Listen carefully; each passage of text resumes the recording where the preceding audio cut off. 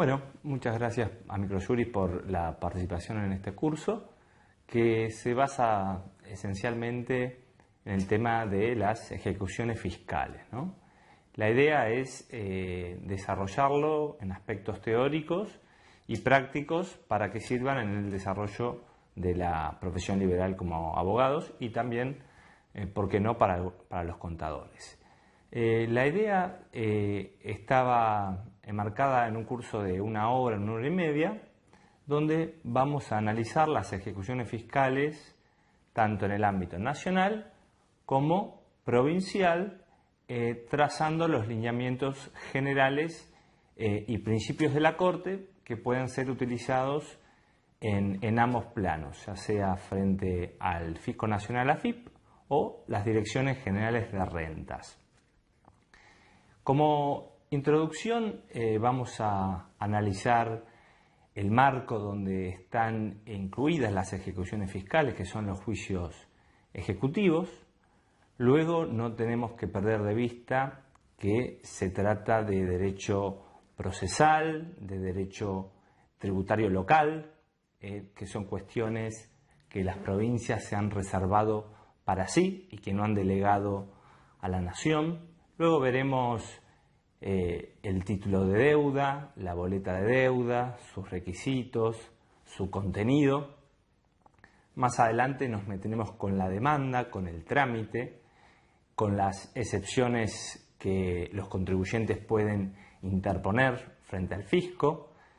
Luego veremos la sentencia de tránsito y remate, los recursos de apelación o extraordinario que los contribuyentes pueden interponer contra dicha sentencia y finalmente abarcaremos la temática de las medidas cautelares, analizando unas facultades que se le han otorgado a la AFIP y la Corte tuvo la oportunidad de decretar no hace mucho tiempo la inconstitucionalidad de esas facultades que algunos consideraron exorbitantes. Las ejecuciones fiscales están o son procesos de ejecuciones aceleradas, son procesos muy expeditivos que justifican su celeridad en razón de la naturaleza del crédito tributario. El crédito tributario es necesario para garantizar una normal recaudación y garantizar la utilización o la prestación, mejor dicho, de los servicios públicos. En este marco de ejecución fiscal, el principio de igualdad del ciudadano y el Estado no están en iguales proporciones, sino que en virtud de la naturaleza del crédito tributario se notan en el procedimiento ciertas preferencias o ciertas facultades respecto del fisco que no están en otros procesos ejecutivos. Es decir, el fisco está en una situación privilegiada en este marco de ejecución fiscal.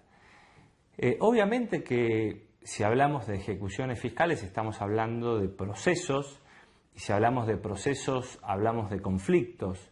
En este caso los conflictos suceden entre un Estado acreedor, que en nuestra organización constitucional es el Estado nacional, el Estado provincial y las municipalidades, en cuanto reclaman de los contribuyentes un crédito tributario.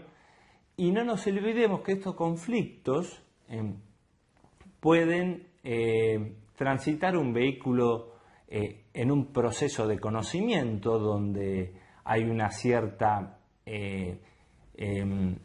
incertidumbre, digamos, inicial, pero sus decisiones tienen en valor de cosa juzgada material, y los procesos ejecutivos donde hay un título de deuda que hace una suerte de presunción de legitimidad que conlleva o trae aparejada en principio la ejecución. En el proceso ejecutivo la finalidad es satisfacer un crédito, ¿sí? De ahí que en principio no se permita analizar la causa y que las defensas para interponer en un juicio ejecutivo y en el caso de ejecución fiscal son muy limitadas en relación a las que se pueden interponer en un proceso de conocimiento. Los plazos en el proceso ejecutivo son más cortos que en un proceso ordinario y estos procesos ejecutivos se suelen dividir en singulares, como el procedimiento de ejecución fiscal o procedimiento de apremio, o como el proceso ejecutivo de cobro de expensas, o procesos ejecutivos universales como son la quiebra. Entre las normas que uno puede apreciar donde están reguladas las ejecuciones fiscales, tenemos mucha variedad al respecto, porque en el ámbito nacional están en la Ley de Procedimiento 11.683, que es una ley especial. Bueno, todos sabemos que en el ámbito nacional no hay un código tributario de procedimiento, pero en las provincias hay distintas leyes, como en Provincia de Buenos Aires, la Ley de Apremio 13.406, que regulan este procedimiento de ejecución fiscal, y en Ciudad de Buenos Aires está el Código Fiscal, el Código Contencioso Administrativo y Tributario, y en otras provincias el proceso de ejecución fiscal está regulado en los códigos civiles y comerciales o ciertos aspectos en los códigos fiscales o en los códigos contencioso administrativos. Esa es una decisión que le corresponde adoptar a cada provincia. Uno de los aspectos sustanciales del proceso ejecutivo y del proceso de ejecución fiscal es que las decisiones o la sentencia hace cosa juzgada en sentido formal. ¿Qué significa eso? Que contra la sentencia puede interponerse o iniciarse un juicio ordinario posterior, el que tiene ciertas limitaciones y reservas. Por ejemplo, el artículo 553 del Código Procesal Civil y Comercial de la Nación dice que el juicio ordinario posterior puede iniciarse una vez satisfecha la condena del proceso ejecutivo, que este proceso ordinario posterior no pueden ser revisadas las defensas que el contribuyente pudo oponer y no opuso, y tampoco puede ser revisada las circunstancias donde el acreedor se haya allanado a esas defensas. Tampoco puede ser revisada la nulidad de la sentencia que manda a llevar adelante la ejecución, y tampoco puede ser revisada la nulidad de la sentencia del juicio ejecutivo. El juicio ordinario posterior no produce la paralización del juicio ejecutivo. Esa es otra de las cuestiones que tiene o características que tienen los juicios ordinarios posteriores. Si ubicamos o deseamos ubicar la ejecución dentro del ordenamiento jurídico, tenemos que tener en cuenta que al ser un tema procedimental y de tributos locales, es una facultad que ha sido reservada a las provincias, es decir, las provincias deciden la manera, la forma y en qué ordenamiento jurídico regulan la ejecución fiscal. Cada provincia regula sus propias normas, establece sus propios principios, establece sus propias excepciones o defensas, lo que sí, a raíz de que la Constitución Nacional tiene reglas que rigen para toda la República Argentina, hay derechos o principios que no pueden ser vulnerados, como el derecho de defensa en juicio, tutela judicial efectiva, derecho de propiedad, donde se entiende que esos derechos tienen que estar garantizados en el marco procesal delineado por las provincias. Por lo tanto, este proceso de ejecución fiscal los vamos a ver en los códigos fiscales provinciales, que hay 23, más el de la Ciudad Autónoma de Buenos Aires. Los vamos a ver también en forma de aplicación supletoria en códigos civiles y comerciales o códigos contencioso administrativo. Dije que en la ley de apremio provincial de la provincia de Buenos Aires, ley 13.406, regula la ley de apremio, incluso además de los tributos provinciales se pueden cobrar ahí las tasas municipales. Y en el ámbito nacional, esto es muy importante remarcarlo, rige el artículo 92 de la 11.683, que se aplica para las ejecuciones fiscales de los tributos nacionales, de las multas, pero también de los recursos aduaneros, de las tasas aduaneras, de las multas aduaneras y de los recursos de la seguridad social. Es decir, es un proceso, este artículo 92 delimita, digamos, o establece reglas aplicables tanto para AFIP, Dirección General Impositiva, AFIP, Dirección General de Aduanas, y el ANSES. Vayamos al aspecto o al elemento sustancial de este proceso ejecutivo, que lo constituye la boleta de deuda.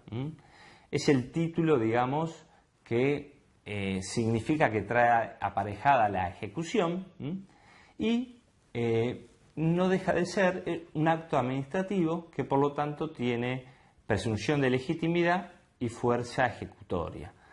Respecto de los requisitos que tiene que tener esta boleta de deuda, generalmente no están establecidos en los ordenamientos procedimentales, pero dichos elementos surgen de aportes de la doctrina, de decisiones jurisprudenciales, y se tiene por establecido que no pueden faltar en la boleta de deuda ciertos elementos esenciales que individualizan al deudor, individualizan a la deuda y que de alguna manera tratan de garantizar el derecho de defensa en juicio. Esta boleta de deuda, si vamos a analizar el contenido que tiene que tener de manera esencial y que no puede faltar, tenemos que empezar, como todo acto administrativo, en señalar que tiene que tener la fecha y el lugar de su expedición. A su vez, tiene que tener la firma, como todo acto administrativo, la firma del funcionario público competente y hábil con las funciones indicadas para expedirlo. También, generalmente, para su identificación tienen un número seguido del año del que fueron emitidas. Esto favorece la identificación en un ámbito interno de los organismos fiscales. Luego, ya cuando integran la demanda y se radica en un juzgado, ya llevan número de expediente, pero el número de boleta de deuda es esencial para una identificación. También, por supuesto, tienen el número de quit y el nombre del contribuyente con su domicilio fiscal y su domicilio legal. También, en lo que respecta a la deuda, obviamente detallan qué conceptos se está ejecutando, si se está ejecutando un anticipo provisorio de impuestos vencidos o si se está ejecutando un pago a cuenta, un anticipo, un saldo de declaración jurada, una determinación de oficio que ha quedado firme o en condición de ser ejecutada, o una multa si está siendo ejecutoriada. Y obviamente tiene que detallarse el monto exacto que se sujeta a ejecución.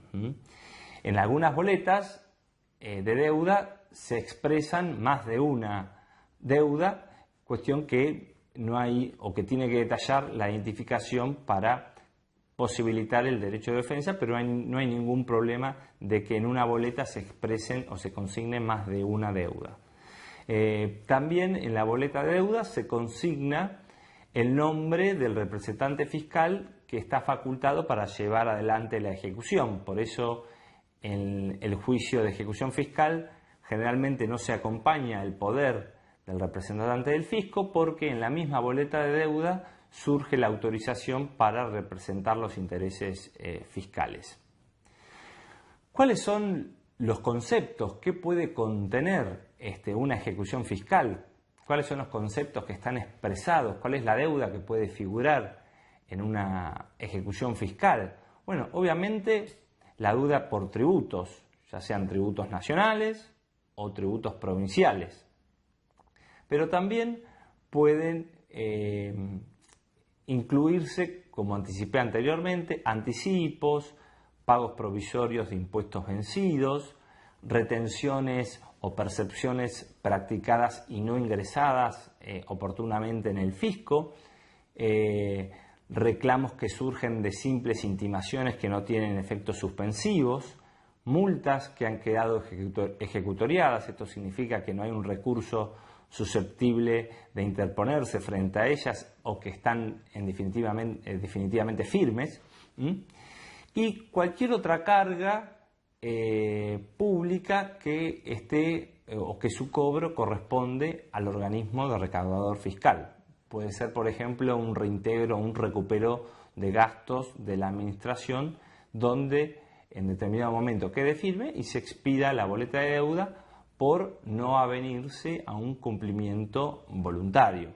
Se entiende que si estamos en un proceso de ejecución fiscal, todos estos conceptos que adelanté anteriormente se dan o se fundamentan en el sentido de que el contribuyente no se ha avenido al cumplimiento voluntario de la obligación consignada en la boleta de deuda. Respecto de la competencia judicial para entender en un proceso de ejecución fiscal, acá tenemos que dividir las aguas si se trata de una ejecución de tributos nacionales y si se trata de una ejecución en el interior del país. Si es ese caso, o sea, tributos nacionales, impuestos nacionales, recursos de la seguridad social, conceptos aduaneros, la competencia o el juez competente es el juez federal radicado en el interior del país, ¿sí? Generalmente estos juzgados federales del interior que entienden en juicios de ejecuciones fiscales tienen asignada una secretaría o reservada una secretaría para que en esa secretaría tramiten todas las ejecuciones fiscales. En Capital Federal, estas ejecuciones fiscales en el ámbito nacional transitan en dos lugares, en los 6 juzgados de ejecuciones tributarias, creados no hace mucho tiempo, que tienen competencia en impuestos nacionales o multas o aduaneros, y en los juzgados de primera instancia que tienen competencia en materia de recursos de la seguridad social, ¿sí? Respecto de los tributos locales, cada provincia determina qué juzgado es competente.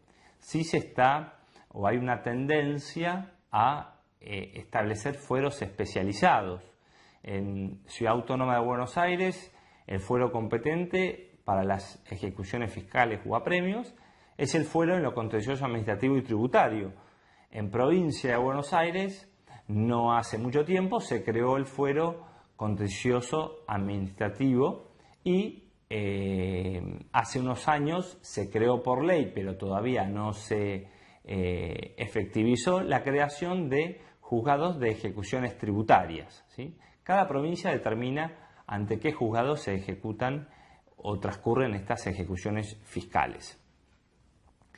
Pero ¿cuáles son los caracteres de la demanda de ejecución fiscal y cómo es el trámite que se suele dar a la ejecución fiscal? La demanda de ejecución fiscal es una demanda muy simple, muy sencilla. No van a haber muchas páginas. Esto por la razón o por el motivo de que viene acompañada por la boleta de deuda que habla por sí mismo.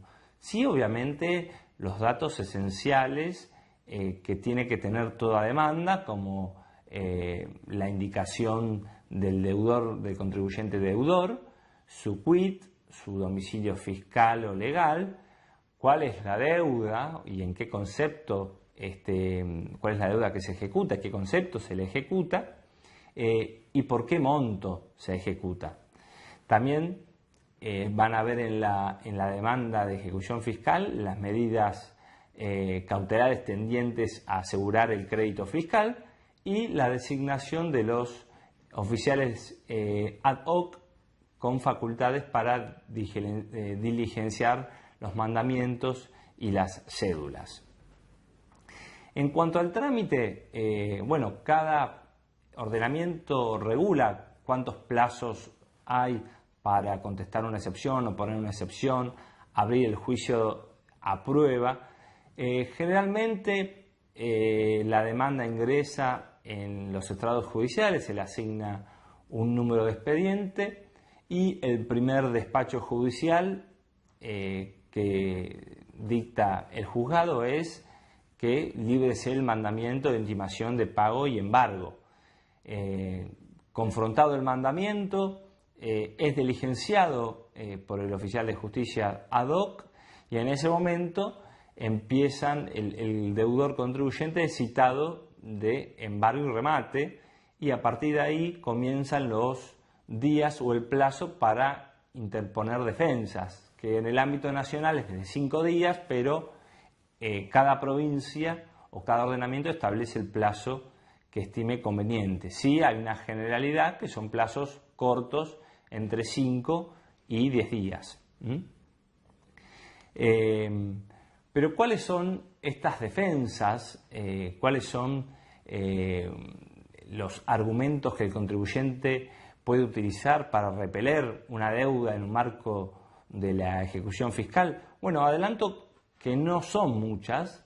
Generalmente los ordenamientos no son muy receptivos a regular defensas, obviamente en la inteligencia de que el juicio de ejecución fiscal tiene que ser un proceso rápido, con gran celeridad y donde no se puede, recordemos, establecer o discutir la causa de la obligación, ¿sí? La 11683, que es la Ley de Procedimiento Tributario Nacional, en su artículo 92, solo establece 4 defensas. Vamos a ver que la jurisprudencia, la Corte misma ha aceptado que puedan interponerse otras, además de las expresamente previstas, pero la 11683 directamente regula 4, que las pasamos a comentar ahora, y también vamos a comentar las no enumeradas, pero que surgen de principios constitucionales. Hacemos una pausa y seguimos en un ratito.